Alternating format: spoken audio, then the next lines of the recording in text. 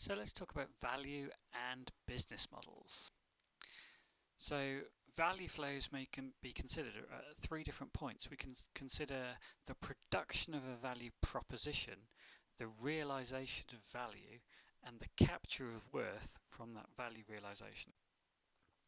So what's a value proposition? Well, the firm or the organization merely offers a value proposition because it's really for the customer to realize value at the point of use.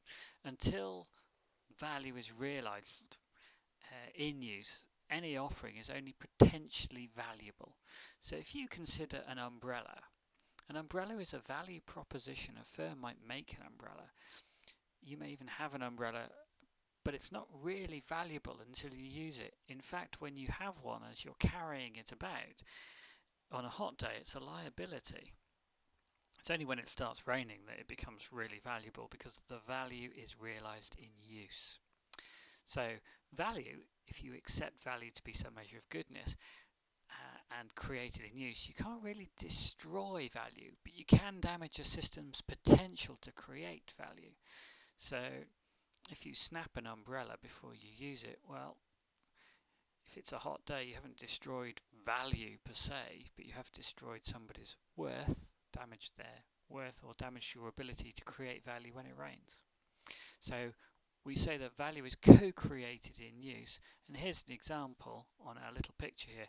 This shows a contract between the MOD on this side and BAE Systems on this side to provide fast jet maintenance, and it shows that these two firms or two organisations work together to create value, which is the servicing and operation of an aircraft.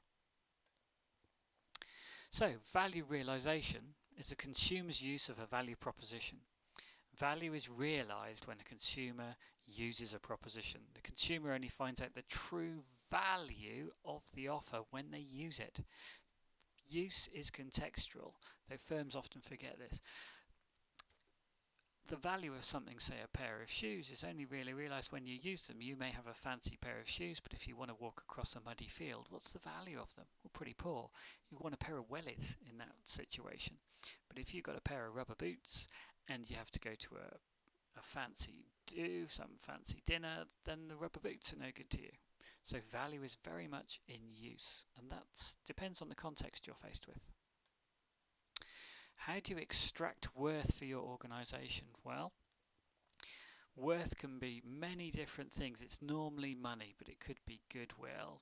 However you're measuring worth, somehow you've got to get a measure, a KPI for the worth you're extracting. Normally that's money, you can measure it, but if you're after the goodwill of somebody, if you're after that warm fuzzy glow for doing some good work, some charitable works, well, how do you somehow realise, how do you capture that to ensure that the work you're putting in realises or captures the value that you want from it? That's part of the challenge of the firm. This gives us a simple business model.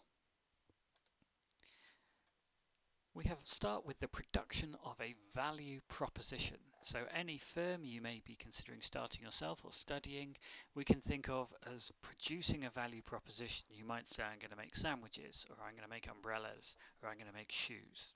That's your value proposition. But your value proposition leads to realization of value in use. So your customer, your consumer, buys your value proposition or uses your value proposition, and they realise the value of it through their use of it.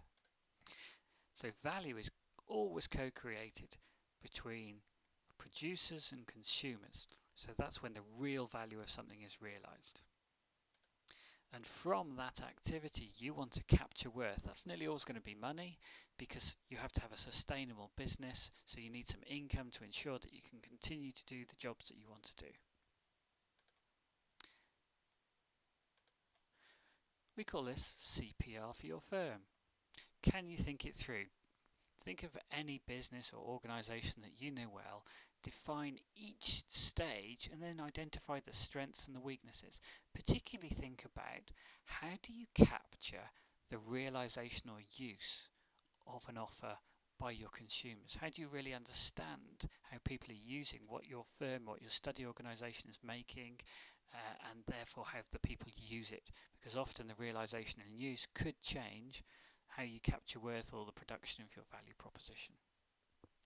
So this is a simple business model.